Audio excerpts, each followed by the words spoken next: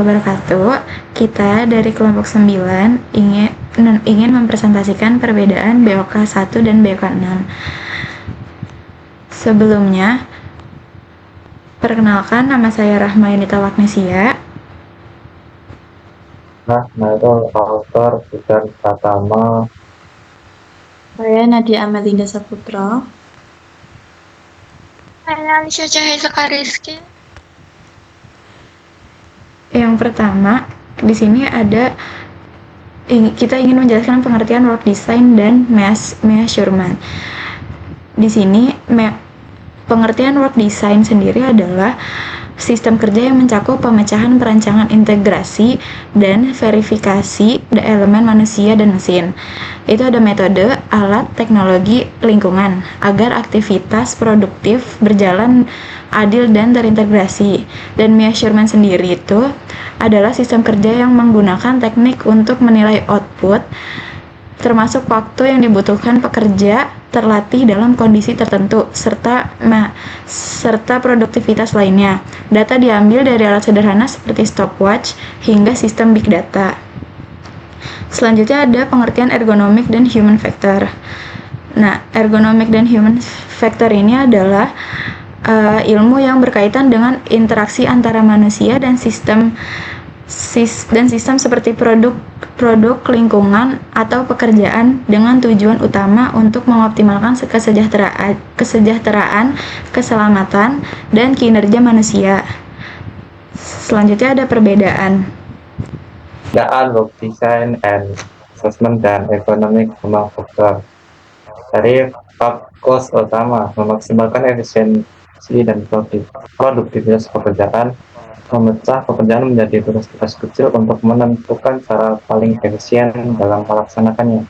Kalau ergonomi itu mengoptimalkan interaksi antara manusia dan elemen lain dalam sebuah sistem termasuk produk, lingkungan kerja, dan proses kerja. Jadi tujuan utama menciptakan standar waktu yang wajar dan efisien untuk menyelesaikan tugas, meningkatkan keluaran atau output pekerjaan. Dari ergonomik, meningkatkan kesejahteraan manusia, keselamatan, kenyamanan, dan kinerja sistem secara keseluruhan. Metode menggunakan studi waktu dan gerak, menetapkan standar dan analisis prosedur kerja untuk menentukan metode kerja yang paling efisien. Menggunakan berbagai disiplin ilmu seperti psikologi, fisiologi, biomekanika, antropometri untuk merencanakan sistem yang cocok dengan kemampuan dan keterbatasan manusia. Cakupan analisis, work design itu fokus pada tugas, proses, dan waktu yang dibutuhkan untuk menyelesaikan pekerjaan, lebih banyak mengandalkan data kuantitatif.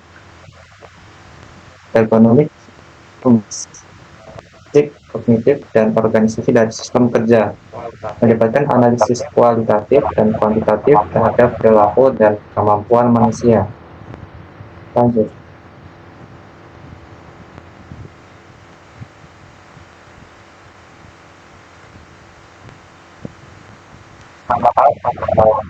Kesamaan antara work design dan assessment dan economic and human factor.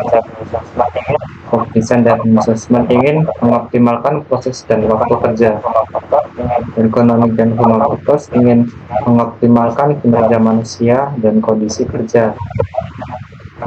Keduanya ingin menghasilkan sistem kerja yang ideal, efektif, efisien, dan manusiawi. Keduanya berfokus pada interaksi antara manusia dan sistem kerja. Bagaimana pekerjaan dirancang agar sesuai dengan kemampuan, batas, dan kebutuhan manusia. Contoh dari studi kasus BOK 6 yaitu SP Aluminium adalah tempat pengolahan aluminium menjadi peralatan rumah tangga. Penelitian ini fokus pada area percetakan yang memiliki bahaya tinggi dan postur tubuh pekerja yang membungkuk. Hasil awal menunjukkan kebutuhan perbaikan segera. Beberapa orang merasakan keluhan pinggang. Penting untuk mengkaji cara mengurangi risiko keluhan ini untuk mencegah kecelakaan kerja. Tujuannya adalah memperbaiki postur tubuh pekerja dan mengurangi keluhan. Hasil penelitian menunjukkan kelelahan pekerja dan perbaikan postur. postur. Kesimpulan dari studi kasus BOK 6 ini adalah ergonomics and human factor sendiri bertujuan untuk mencari solusi agar beberapa orang pekerja tidak mengalami keluhan sakit pinggang dan cara mengurangi risiko untuk mencegah kecelakaan kerja tersebut. Studi kasus BOK 1 yang kita ambil adalah dari PT DP yang merupakan salah satu perusahaan manufaktur di Indonesia yang bergerak bidang otomotif. Yang dimana persaingan global setiap industri itu dituntut untuk menghasilkan produk dengan harga yang kompetitif. Dan penyelesaian yang dilakukan PT DP adalah melalui perbaikan line balancing dengan mengganti proses welding manual menjadi robotik sehingga dapat mengurangi beban kerja operator dan menghasilkan kualitas welding yang lebih stabil tanpa mengurangi hasil produksi. Kesimpulan dari studi kasus BOK 1 ini adalah perusahaan yang awalnya menggunakan welding manual dan banyak keluhan setelah melakukan line balancing dan diganti dengan sistem robotika dapat mengurangi beban dari manusianya dan jumlah pekerjaan manusianya berkurang. Efisiensi ini dan naik menjadi 6,1%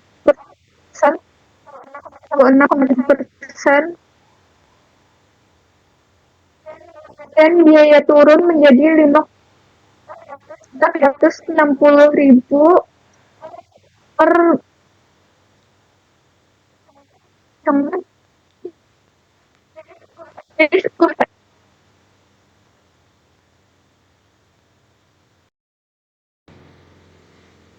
Di sini ada beberapa referensi dari studi kasus kita, dan kurang lebihnya mohon maaf jika ada kesalahan kata. Terima kasih Pak. Assalamualaikum warahmatullahi wabarakatuh.